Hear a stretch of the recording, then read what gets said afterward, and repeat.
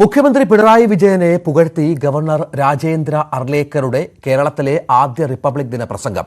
ആരിഫ് മുഹമ്മദ് ഖാന്റെ കാലത്തെ ഗവർണർ സർക്കാർ പോരിൽ നിന്നും വ്യത്യസ്തമായി സൗഹൃദത്തിന്റെ വഴി തുറന്നിടുന്ന നീക്കമാണ് അർലേക്കറുടേത്.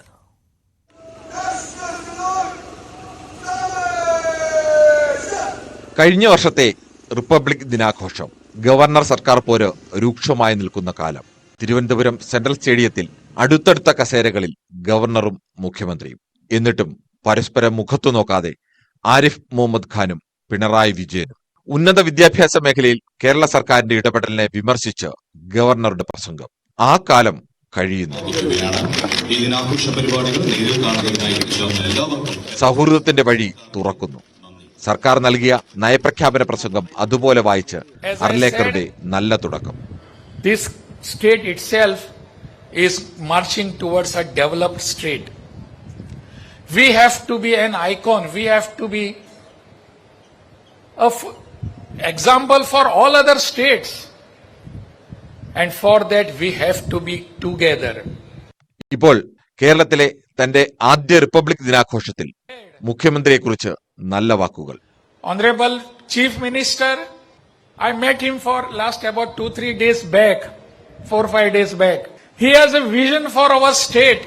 He wants to do something for our state. Vikasit Bharat cannot go ahead without Vikasit Kerala. We have to have developed and Vikasit Kerala. And my friend Mananiya Vijayan ji, he has understood it very properly and he tries to do this.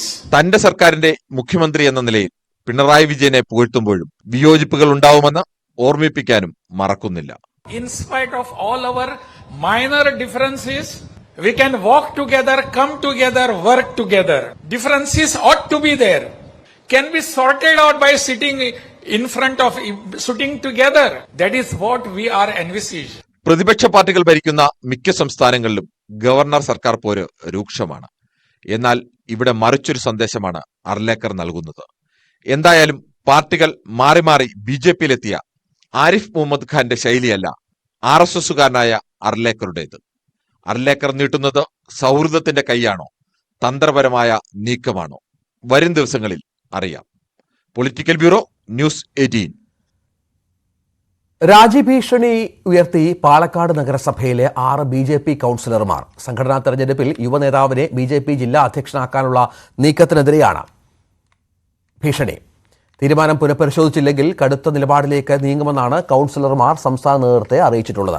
തെരഞ്ഞെടുപ്പിനെ ചൊല്ലി ഭിന്നത അറിയിച്ചിരുന്നവർ പ്രത്യേക യോഗം ചേർന്നു ഉച്ചയോടെ നിലപാട് അറിയിക്കുമെന്ന് നേതാക്കൾ വ്യക്തമാക്കി.